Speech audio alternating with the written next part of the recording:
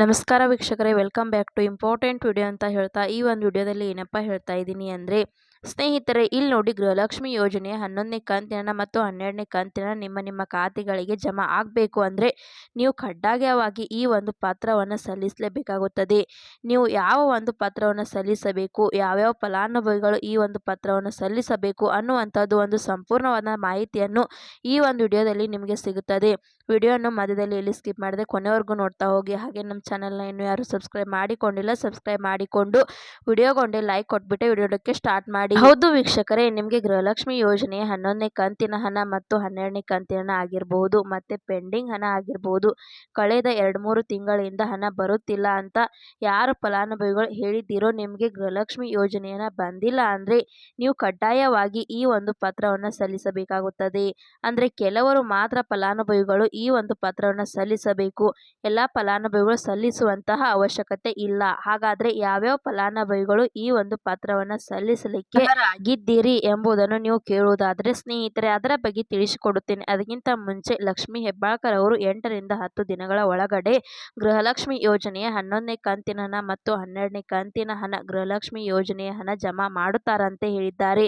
Wait ಮಾಡೋಣ, ಗೃಹಲಕ್ಷ್ಮಿ ಯೋಜನೆಯನ್ನು ಜಮಾ ನಾಳೆ ಮಾಡುತ್ತಾರೆ. ಮತ್ತೆ ಇನ್ನೊಂದು ಕಡೆ ಈಗ ಗೃಹಲಕ್ಷ್ಮಿ ಯೋಜನೆಯ 2,000 ರೂಪಾಯಿ ಹಣ ಯಾಕೆ ಕೊಡುತ್ತಿಲ್ಲ ಅಂತ ಪ್ರಶ್ನೆ ಮಾಡುತ್ತಿದ್ರೆ, ಈಗ ಕಾಂಗ್ರೆಸ್ ಮಂತ್ರಿಗಳನ್ನ ಅವರನ್ನೆಲ್ಲ ಪ್ರಶ್ನೆ ಮಾಡುತ್ತಿದ್ರೆ ಅವರು ಏನು ಹೇಳುತ್ತಿದ್ದಾರೆ ಅಂದರೆ, ಈಗ ನಾವು 2,000 ರೂಪಾಯಿ ಕೊಡುತ್ತಿಲ್ಲ ಅಂತ ನಮ್ಮನ್ನ ಕ್ವಶನ್ ಮಾಡುತ್ತಿದ್ದೀರಾ. ಮೋದಿ ಸರ್ಕಾರದ ಕಡೆಯಿಂದ 10 ಲಕ್ಷ ಕೊಡುತ್ತಾರಂತ ಹೇಳಿದ್ರು, ಯಾಕೆ ಕೊಟ್ಟಿಲ್ಲ? ಅಕೌಂಟ್ಗಳಿಗೆ 10 ಲಕ್ಷ ಹಾಕುತ್ತಿಲ್ಲ ಅಂತ ಕೇಳಿದ್ರಿ, ಯಾಕೆ ಅಮೌಂಟ್ ಜಮಾ ಮಾಡಿಲ್ಲ ಅಂತ ನೀವೇನಾದರೂ ಹೋಗಿ ಅವರನ್ನ ಕೇಳುತ್ತಿದ್ದೀರಾ? ಅದು ಈ ರೀತಿಯಾಗಿ ಒಂದು ಉತ್ತರನ್ನ ಕೊಟ್ಟಿದ್ದಾರೆ ಕಾಂಗ್ರೆಸ್ ಸರ್ಕಾರದ ಕಡೆಯಿಂದ. ಈ ರೀತಿಯಾಗಿ ಒಂದು ಆನ್ಸರ್ ಮಾಡುತ್ತಿದ್ದಾರೆ. ಅವರನ್ನು ನೀವು ಯಾಕೆ ಕೇಳುತ್ತಿಲ್ಲ, ನಮ್ಮನ್ನ ಯಾಕೆ ಕೇಳುತ್ತಿದ್ದೀರಾ, ಈ ರೀತಿ ಯಾಕೆ ಬೇಜವಾಬ್ದಾರಿ ಆನ್ಸರ್ಗಳಿಗೆ ಆನ್ಸರ್ ಕೊಡುತ್ತಿದ್ದಾರೆ.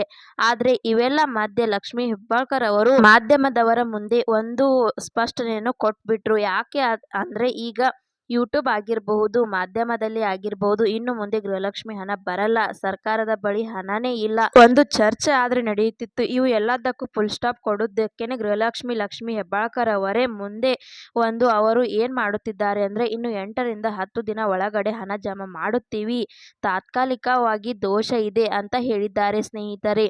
ಮತ್ತೆ ಈಗ ಪತ್ರವನ್ನು ಯಾರು ಸಲ್ಲಿಕೆ ಮಾಡಬೇಕು ಅಂತ ನೀವು ಕೇಳುವುದಾದ್ರೆ, ಈಗ ನೀವೇನಾದರೂ GST ಟ್ಯಾಕ್ಸ್ ಏನಾದರೂ ಪೇ ಮಾಡುತ್ತಿದ್ರೆ ಗೃಹಲಕ್ಷ್ಮಿ ಯೋಜನೆಗೆ ಅರ್ಜಿ ಸಲ್ಲಿಕೆ ಮಾಡಬೇಡಿ ಅಂತ ಸರ್ಕಾರದ ಮುಂದೆನೇ ಹೇಳಿತ್ತು. ಆದರೆ ಸಾಕಷ್ಟು ಜನ GST ಟ್ಯಾಕ್ಸ್ ಪೇ ಕೂಡ ಮಾಡುವವರು ಕೂಡ ಅರ್ಜಿ ಸಲ್ಲಿಕೆಯನ್ನ ಮಾಡಿದ್ದಾರೆ. ಈಗ ಅವರು ಒಂದು ಅರ್ಜಿಯನ್ನ ರದ್ದು ಮಾಡುವುದರ ಜೊತೆಗೆ ಈಗ ಪಾಪ ಕೆಲವರು GST ಮತ್ತು ಟ್ಯಾಕ್ಸ್ ಪೇನ ಮಾಡುತ್ತಿಲ್ಲ, ಅವರ ಒಂದು ಅರ್ಜಿಯನ್ನು ಕೂಡ ರದ್ದು ಮಾಡಿಬಿಟ್ಟಿದ್ದಾರೆ. ಅವರ ಒಂದು ಅರ್ಜಿಗಳನ್ನ ಕೂಡ ಕ್ಯಾನ್ಸಲ್ ಮಾಡಿಬಿಟ್ಟಿದ್ದಾರೆ. ಕೆಲವರದು ಹೋಗಿ ಗೃಹಲಕ್ಷ್ಮಿ ಯೋಜನೆಯ ಸ್ಟೇಟಸ್ ಅನ್ನ ಚೆಕ್ ಮಾಡಿದಾಗ ಅವರು ಹೋಗಿ GST ಮತ್ತು ಟ್ಯಾಕ್ಸ್ ಪೇಯರ್ ಅಂತ ಮಾಡುತ್ತಾನೆ ಇಲ್ಲ, ಆದ್ರೆ ಅವರು ಒಂದು ಅರ್ಜಿಗಳನ್ನ ರದ್ದು ಮಾಡಿಬಿಟ್ಟಿದ್ದಾರೆ. ಅಂತಹವರದು ಏನು ಸಮಸ್ಯೆಯಾಗಿದೆ ಅವರಿಗೆ ಎಲ್ಲರಿಗೂ ಕೂಡ ಸೊಲ್ಯೂಷನ್ ಈಗ ಕೊಟ್ಟಿದ್ದಾರೆ. ಈಗ ಏನು ಹೇಳುತ್ತಿದ್ದಾರೆ ಅಂದರೆ, ಯಾರ್ದು GST ಟ್ಯಾಕ್ಸ್ ಪೇ ಮಾಡುತ್ತಾರಲ್ಲ ಅವರದು ನೀವು ಟ್ಯಾಕ್ಸ್ ಪೇ ಮಾಡುತ್ತಿದ್ದಾರೆ, ಅದು ನಿಮ್ಮ ಅರ್ಜಿಯನ್ನು ಯಾರ್ದು ಆಗಿದೆಯೋ ನೀವು ಎಲ್ಲ ಫಲಾನುಭವಿಗಳನ್ನು ಒಂದು ಪತ್ರವನ್ನು ರೆಡಿ ಮಾಡಿಕೊಂಡು,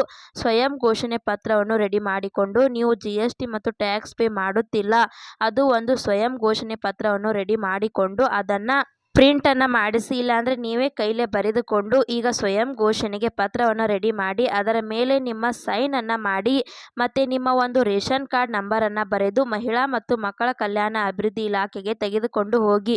ಯಾರು ಕೂಡ ಬೇಕು ಹೇಳಿ, ಮತ್ತೆ ಹೇಳುತ್ತಿದ್ದೇನೆ ನೋಡಿ, ಎಲ್ಲರೂ ಕೂಡ ಹೋಗಿ ಕೊಡುವ ಅವಶ್ಯಕತೆ ಇಲ್ಲ. ನಿಮಗೆ ಗೃಹಲಕ್ಷ್ಮಿ ಯೋಜನೆಯ ಬರುತ್ತಿಲ್ಲ, ಒಂದು 3-4 ತಿಂಗಳಿಂದ ಹಣ ಬರುತ್ತಿಲ್ಲ, ಮತ್ತು ನಿಮ್ಮ ಸ್ಟೇಟಸ್ ಚೆಕ್ ಮಾಡಿಸಿದಾಗ ನೀವು GST ಮತ್ತು ಟ್ಯಾಕ್ಸ್ ಪೇ ಮಾಡುತ್ತಿದ್ದೀರಾ ಅಂತ ನಿಮಗೆ ಯಾರಿಗೆ ಬರುತ್ತಿದೆಯೋ ಅಂಥವರು ನೀವೇನಾದರೂ GST ಟ್ಯಾಕ್ಸ್ ಪೇ ಮಾಡುತ್ತಿಲ್ಲ ಅನ್ನುವುದಾದರೆ ಸ್ವಯಂ ಘೋಷಣೆ ಪತ್ರವನ್ನು ರೆಡಿ ಮಾಡಿ, ಆ ಒಂದು ಸ್ವಯಂ ಘೋಷಣೆ ಪತ್ರದಲ್ಲಿ ನಿಮ್ಮ ಒಂದು ರೇಷನ್ ಕಾರ್ಡ್ ನಂಬರನ್ನು ಹಾಕಿಕೊಂಡು ಮತ್ತೆ ನಿಮ್ಮ ಒಂದು ಸೈನ್ ಇರಬೇಕಾಗುತ್ತದೆ. GST ಮತ್ತು ಟ್ಯಾಕ್ಸ್ ಪೇ ಮಾಡುತ್ತಿಲ್ಲ ಅಂತ ಒಂದು ಸ್ವಯಂ ಘೋಷಣೆಯ ಪತ್ರವನ್ನು ರೆಡಿ ಮಾಡಿ ಮಹಿಳಾ ಮತ್ತು ಮಕ್ಕಳ ಕಲ್ಯಾಣ ಅಭಿವೃದ್ಧಿ ಇಲಾಖೆಗೆ ಕೊಟ್ಟಿದ್ದೀರಾ ಅಂದರೆ ನಿಮಗೆ ಗೃಹಲಕ್ಷ್ಮಿ ಯೋಜನೆ ಹಣ ಬಂದೇ ಬರುತ್ತೆ.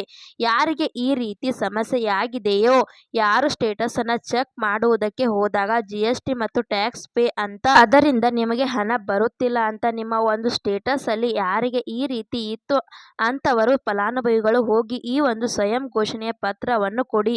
ಅಂಥವರ ಫಲಾನುಭವಿಗಳು ಮಾತ್ರ, ಬೇರೆ ಫಲಾನುಭವಿಗಳು ವೇಟ್ ಮಾಡಿ. ಇನ್ನು ಗೃಹಲಕ್ಷ್ಮಿಯದು 11 ಮತ್ತು 12ನೇ ಕಂತಿನ 8 ರಿಂದ 10 ದಿನಗಳ ಒಳಗಡೆನೆ ಜಮಾ ಮಾಡುತ್ತಾರೆ ಅಂತ ಸರ್ಕಾರದವರು ಹೇಳಿದ್ದಾರೆ ಸ್ನೇಹಿತರೆ. ಈ ಒಂದು ವಿಡಿಯೋ ಇಂಪಾರ್ಟೆಂಟ್ ಆಗಿರುವುದರಿಂದ ಗೃಹಲಕ್ಷ್ಮಿ ಯೋಜನೆಗೆ ಯಾರ್ಯಾರು ಅರ್ಜಿ ಸಲ್ಲಿಸಿದ್ದಾರೆ ಮತ್ತು ಯಾರ್ಯಾರಿಗೆ ಹಣ ಬರುತ್ತಿಲ್ಲ ಅಂತವರಿಗೆ ಶೇರ್ ಮಾಡಿ. ಹಾಗೆ ಈ ಒಂದು ವಿಡಿಯೋ ನಿಮಗೆ ಇಷ್ಟ ಆಗಿದೆ ಅಂತ ತಿಳ್ಕೊತೀನಿ. ಇಷ್ಟ ಆದರೆ ಲೈಕ್ ಮಾಡಿ, ಶೇರ್ ಮಾಡಿ, ಸಬ್ಸ್ಕ್ರೈಬ್ ಮಾಡಿ ಅಂತ ಹೇಳ್ತಾ ಮತ್ತೆ ಮುಂದಿನ ಮಾಹಿತಿಯೊಂದಿಗೆ ಸಿಗೋಣ. ಅಲ್ಲಿ ತನಕ bye bye, take care friends.